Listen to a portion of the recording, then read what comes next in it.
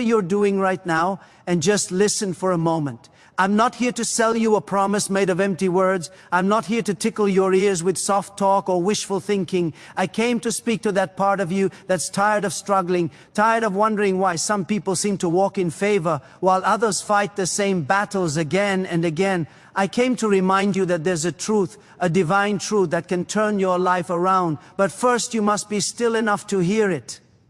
You see, somewhere in Sydney, there's a man who once lay awake at night under a mountain of debt, the weight of bills and shame pressed against his chest until he could hardly breathe. But today, that same man runs a company worth millions. In Nairobi, there's a woman who used to fear eviction. Every month, she'd open her little shop with trembling hands, wondering how she'd make it through another week.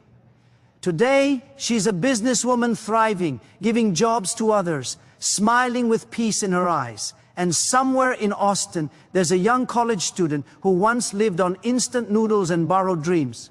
Today, he dines in places he once thought were only for the wealthy. What changed them? Was it luck? Was it schooling? Was it connections? No, my friend. It was something deeper, something invisible but powerful. The world says, work harder, try more hustle. But some of you have been doing all that. You've worked hard, you've prayed hard, and still the doors seem closed. You've looked at others rising while you stay stuck in the same place, and you've wondered, Lord, what's wrong with me? What am I missing? Let me tell you something that might shake your mind a little. The problem isn't your job. It isn't your education. It isn't even your effort. The problem is the energy, the spiritual vibration flowing through your life. Now, don't misunderstand me. I'm not talking about strange or mystical energy. I'm talking about the divine current.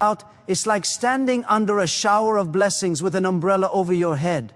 The water is falling, abundance is pouring, but it never reaches you because your spirit is covered by layers of disbelief. And friend, I couldn't afford to buy my friends a cup of coffee. I would avoid gatherings because I didn't want anyone to see how broke I was.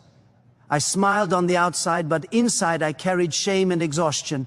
I worked hard, but it felt like running in circles, always busy, never blessed, until one day I hit the lowest point of my life. And it was there in the silence of my own brokenness that I heard a whisper from God's Spirit say, you don't have a money problem, you have an energy problem.